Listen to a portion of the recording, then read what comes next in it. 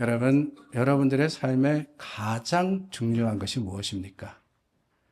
여러분들이 생각하시는, 여러분들이 판단하시는 가장 소중한 것. 이렇게 질문 드리면은 꼭 그런 분이 계세요. 나는 하나님입니다.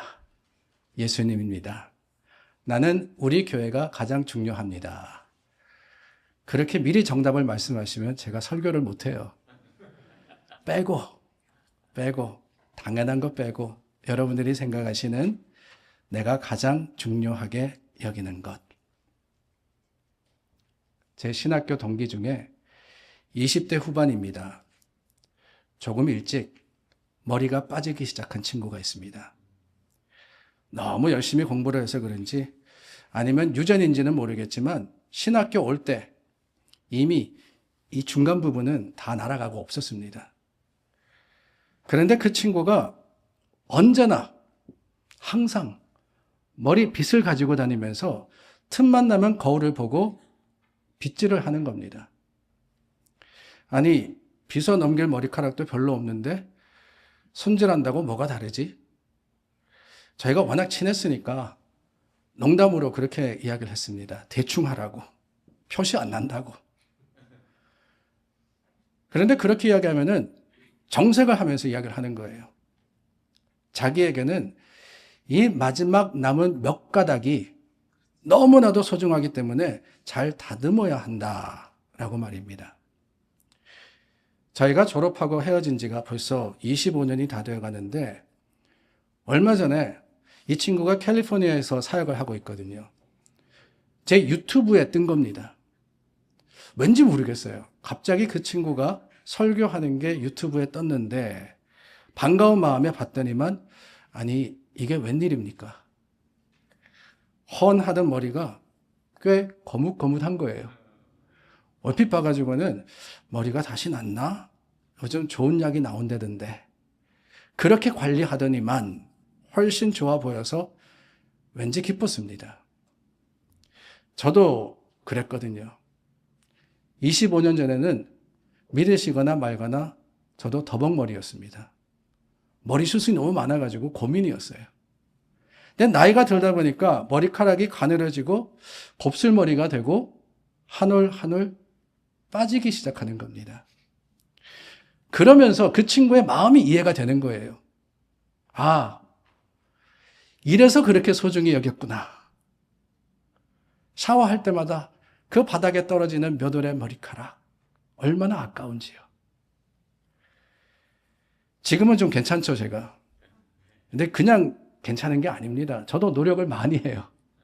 바르고 먹고 다듬고 겨우겨우 지키는 겁니다. 왜요? 소중하니까. 그러고 보면은 우리들 모두는 중요하다고 생각하는 것을 잃지 않기 위해서 얼마나 수고하고 안간힘을 쓰는지 모릅니다. 건강을 지키기 위해서 몸에 좋다면은 가리지 않고 다 먹죠. 비타민도 뭐 그렇게 종류가 많은지 그냥 좋다 그러는 거 다 먹으면은 한 움큼씩 먹어야 됩니다. 어디 건강뿐입니까? 재물을 소중하게 여기는 사람은 그 재물을 지키기 위해서 밤낮 노력합니다. 자식이 소중하면은 자식이 잘 되도록 희생하고 애쓰고 힘쓰는 게 당연합니다. 나쁘다는 게 아니에요. 내가 가지고 있는 가치관에 따라서 내가 중요하다고 생각하는 것이 있다면은 그것을 보호하고 지키려고 최선을 다해 노력해야 하고 그렇게 할 수 있는 뭔가 가치 있는 것이 내 삶에 정말 소중한 것이 아니겠습니까? 오늘 저희가 나누었던 본문, 이 본문에 등장하는 인물, 가나안 땅에 여리고라는 성에 살고 있던 기생 라합입니다. 라합은 기생이라는 남의 쾌락을 위해서 일하는 천한 직업을 가지고 있었으면서도 성경에는 위대한 역사를 이루는 인물로 등장을 합니다. 그녀는 여호수아가 이끄는 이스라엘 군대가 여리고 성을 정복할 때 이스라엘 군대를 도왔어요. 여호수아가 시딤에서 여리고로 두 정탐꾼을 보내지 않습니까? 근데 발각이 되어버립니다. 위기에 처한 이들, 기생 라합의 도움으로 생명을 건지게 됩니다. 이 일이 라합과 그 가족을 멸망으로부터 구원하게 했으며 당당하게 이스라엘 선민의 대열에 들게 합니다. 믿음장이라는 히브리서 11장 말씀, 거기에 보면은 라합의 이름이 언급이 되어 있어요. 31절입니다. 믿음으로 기생 라합은 정탐꾼을 평안히 영접하였으므로 순종하지 아니한 자와 함께 멸망하지 아니하였도다. 믿음으로 라합이 구원을 받았다라고 합니다. 근데 그것만이 아니에요. 더 놀라운 사실이 있습니다. 이 라합이 살몬이라는 이스라엘 사람과 결혼해서 아들을 낳는데 그 아들이 누구냐? 보아스입니다. 그 보아스 맞습니다. 룻과 결혼한 보아스를 낳아서 메시아의 계보에 들어가는 그 놀라운 위대한 인생을 살았던 것이 라합이었습니다. 그렇다면 여러분, 도대체 무엇이 천한 라합으로 하여금 이런 위대한 업적, 그 인생을 남기게 했을까요? 그것은 다름이 아니라 그녀가 가지고 있었던 가치관과 결단력이었습니다. 비록 천한 이방 여인이었지만 무엇이 가장 중요한지를 알고 있었다라고 하는 거예요. 즉, 이스라엘의 하나님을 경외했으며 결단력 있는 행동으로서 그 하나님을 택함으로써 아는 데서 그치는 것이 아닙니다. 판단했습니다. 그 바른 판단을 가지고 바른 선택을 함으로써 자신과 가족의 생명을 구할 뿐만 아니라 믿음 가운데 구원을 받게 됩니다.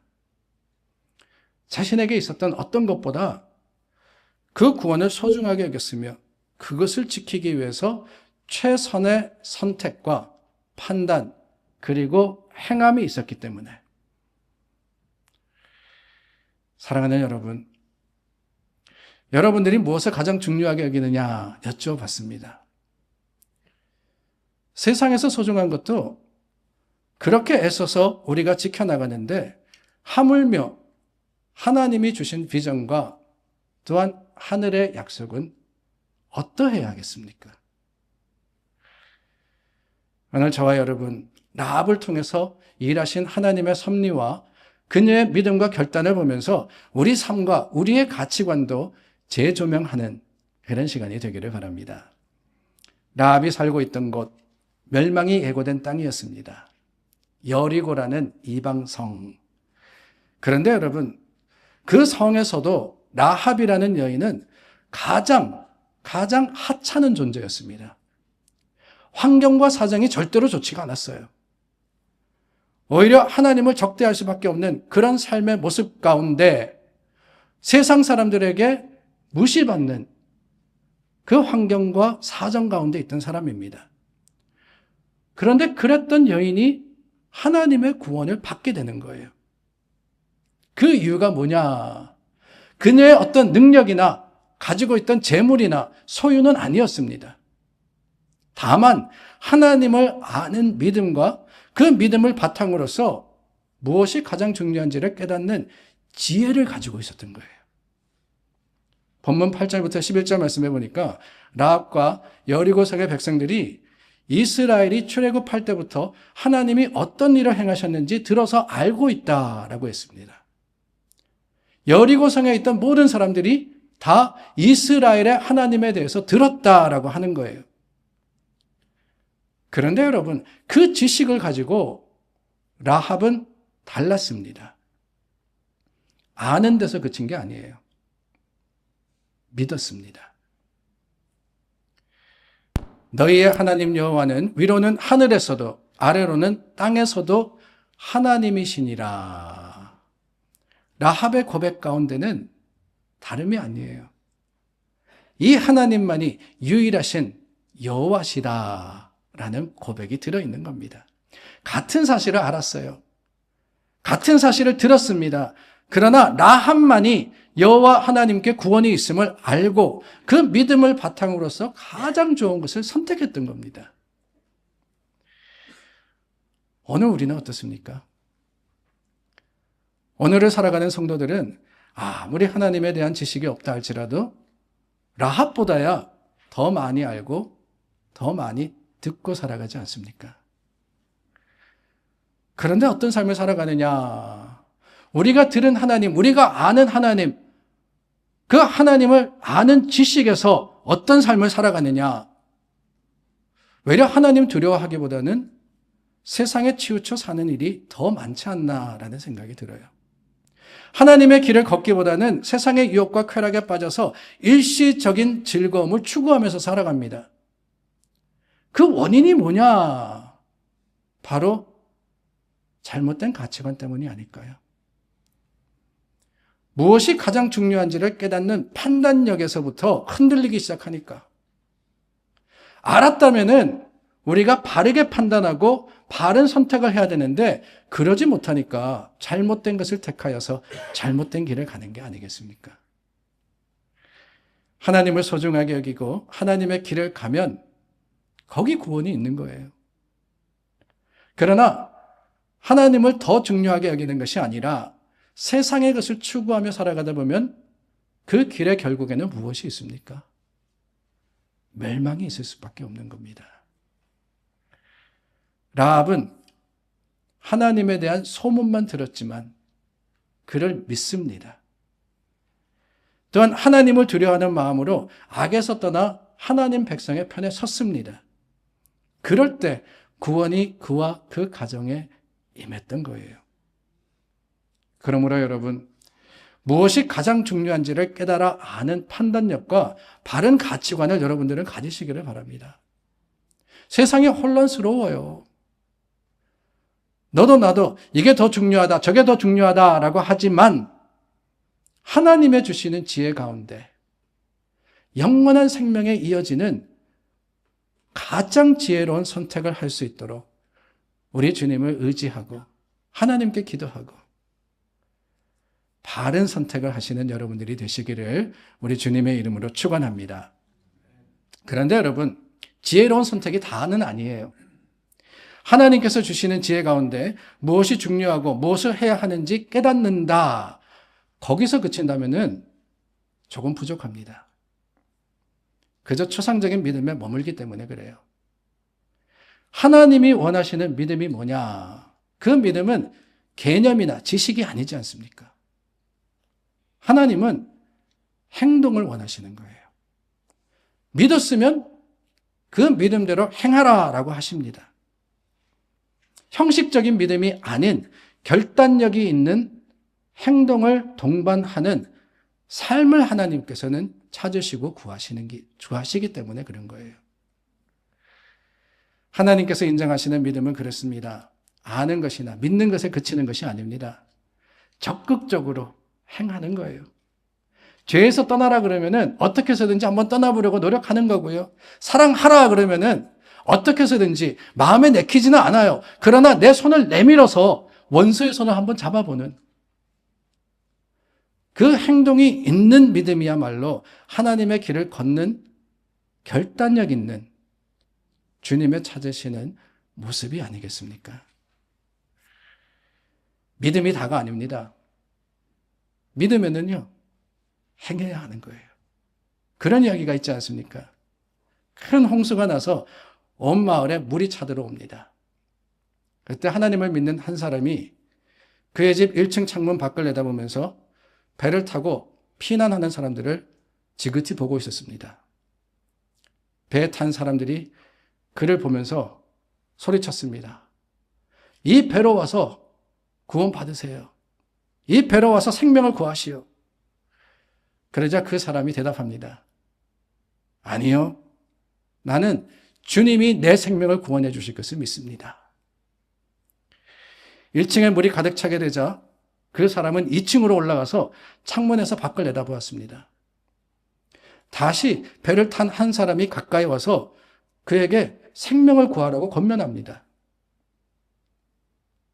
근데 그는 다시 아니요. 나는 주님을 믿습니다. 주님이 날 구원하실 겁니다. 거절합니다. 층마다 물이 차서 결국 그 사람은 지붕 꼭대기에 올라가게 됩니다. 그때 헬리콥터가 날아와가지고 그의 머리 위에서 배회하면서 조종사가 큰 소리로 외쳤어요. 우리가 로프를 내려주겠습니다. 그걸 타고 헬리콥터로 올라와서 생명을 구하세요. 더 이상 기회가 없습니다. 지붕 꼭대기에 앉아서 궁지에 빠진 그가 대답합니다. 아니요, 나는 주님을 믿습니다. 주님께서 오셔서 날 구해주실 겁니다. 결국 어떻게 됐겠어요? 뭘 어떻게 돼요? 빠져 죽었지. 그가 하나님께 불평했습니다. 하나님, 아니 저는 하나님 믿고 주님께서 전능하신 능력으로서 날 구원하실 것을 확신했는데 그냥 죽게 버려두시니 너무하십니다. 하나님이 뭐라고 하십니까? 야, 나는 너를 구원하기 위해서 배를 2번이나 보내고 헬리콥터를 보냈어. 그리스도인의 믿음이 그렇다는 거예요. 하나님께서 성도의 구원을 분명히 약속하셨고 분명히 이루어 주실 겁니다. 그러나 성도가 하나님의 뜻을 기다릴 때가 있으면 또한 하나님을 믿고 믿음으로 행할 때가 반드시 있어야 하는 거예요. 성경을 통틀어서 제가 가장 좋아하는 말씀 중에 하나가 출애굽기 14장에 나옵니다. 외우기도 쉬워요. 출애굽기 14장 14절. 출애굽기 14장 14절. 애굽을 나온 이스라엘 백성을 바로와 신하들이 마음이 변해서 쫓아갑니다. 앞에는 홍해가 놓여져 있고요. 뒤를 보니까 바로의 군대가 턱 밑까지 쫓아왔습니다. 백성들이 심히 두려워서 여호와께 부르짖어요. 심지어 모세를 향해서도 불평합니다. 차라리 애굽에서 애굽 사람들을 섬기는 것이 이 광야에서 죽는 것보다 낫겠어. 그때 모세가 믿음으로 선포하죠. 그게 출애굽기 14장 14절이에요. 여호와께서 너희를 위하여서 싸우시리니 너희는 가만히 있을지어다. 아멘. 여호와께서 너희를 위해서 싸우시리니 너희는 가만히 있을지어다. 여기저기서 아멘 하십니다. 저는 이 말씀을 통해서 얼마나 큰 힘을 얻는지 몰라요. 하나님께서 나를 위해서 싸우실 거니까 염려할 필요 없이 가만히 있으면 된다. 문제 앞에 선 성도들에게 너무나도 큰 위로가 되고 어려움에 쓰러진 교우들에게 일어날 수 있는 힘이 되는 말씀입니다. 그런데 여러분, 가만히 있을지니라. 그 말씀이 다가 아니에요. 성경의 말씀이 출애굽기 14장 14절에서 끝나는 게 아니라 15절이 있어요. 15절이. 15절 말씀에 보면 하나님께서 모세에게 이어서 말씀하십니다. 여호와께서 모세에게 이르시되 너는 어찌하여 내게 부르짖느냐. 이스라엘 자손에게 명령하여 앞으로 나아가게 하고 지팡이를 들고 손을 바다 위로 내밀어 그것이 갈라지게 하라. 이스라엘 자손이 바다 가운데서 마른 땅으로 행하리라. 이게 아멘이에요. 이게 아멘입니다. 하나님께서 일하실 것을 믿는 믿음 중요합니다. 하나님이 분명히 일하실 겁니다. 하나님이 바다를 갈라 놓으실 겁니다. 그러나 하나님은 모세와 백성에게 앞으로 나아가라고 명령하시는 거예요. 언제 바다가 갈라졌습니까?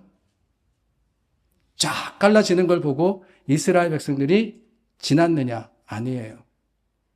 14장의 말씀을 유추해 보면은 발을 내딛었을 때, 나아가라는 손을 내밀라는 그 말씀대로 행했을 때 비로소 바다가 갈라집니다.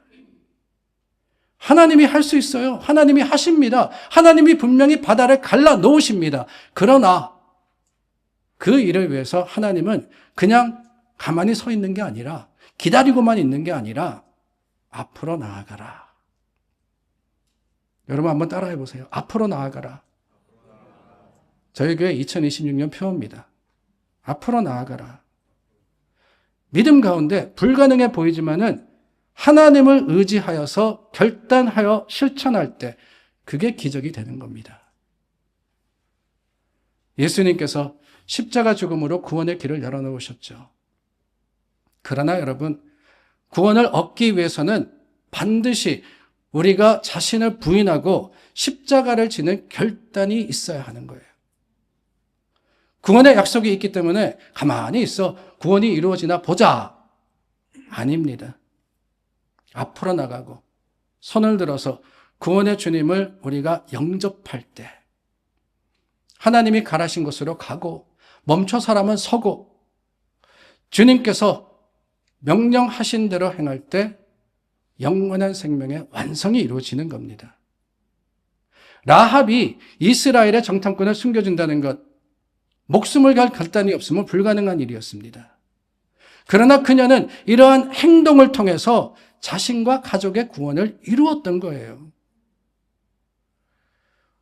오늘 우리도 하나님의 뜻에 대한 단호한 신앙의 결단과 믿음의 행함으로써 주님의 뜻을 이루어 가야 되지 않겠습니까? 야고보서 2장 25절 말씀해 보니까 또 이와 같이 기생 라합이 사자들을 접대하여 다른 길로 나가게 할 때 행함으로 의롭다 하심을 받은 것이 아니냐라고 했습니다. 행함으로. 그리고 바로 그 다음 절에 뭐라고 하시느냐? 행함이 없는 믿음은 죽은 것이니라 라고 하십니다. 행함의 믿음이야말로 하나님이 찾으시는 하나님 백성의 모습인 겁니다. 이 믿음의 행동이 구원을 이루는 거예요. 뿐만 아닙니다. 하나님께서는 그 믿음의 보너스로서 라합을 메시아의 계보에 오르게 하시지 않습니까? 출신의 비천을 따지지 않으십니다. 우리 하나님은요, 재능에 많고 적음도 보시지 않아요. 우리가 무엇을 하느냐, 무엇을 가졌느냐, 배경이나 환경을 보시는 분도 아닙니다. 하나님이 찾으시는 게 뭐냐? 믿음이에요, 믿음. 그리고 그 믿음으로써 결단력 있는 믿음의 행동을 하느냐, 믿음의 행동을 하고 있느냐, 그것을 가지고 하나님께서는 하나님의 뜻을 우리를 통해서 펼치시는 겁니다. 앞으로 나아가라. 하나님 말씀 붙들고 2026년을 시작합니다. 저희 교회가 기도하며 기대하는 것이 있지 않습니까? 하나님께서 다음 세대를 세우시는 교회. 우리의 기도와 결단을 통해서 우리 자녀들이 하나님의 교회의 일꾼이 되기를 바라는 교회. 원하기만 한다고 되는 게 아니에요. 우리가 자녀를 위해서 결단하고 변화하고 행하고 주님의 말씀을 살아갈 때 그냥 하나님께서 이루시겠지, 언젠가 되겠지, 그게 아니라 주님의 부르심에 응답하여서 새 일을 위해서 노력하고 봉사하고 헌신하고 희생하는 저와 여러분들이 될 때 하나님이 라합에게 그러셨듯 오늘 우리에게도 놀라운 은혜와 하나님의 약속의 완성을 이루어 주시리라 믿습니다. 행하시는 여러분들이 되시기를 바라요. 앞으로 나아가십시오. 그 물에 발이 닿는 순간 바다가 갈라질 겁니다. 내디디십시오. 하나님의 말씀대로 행하는 저와 여러분들이 되기를 우리 주님의 이름으로 축원합니다.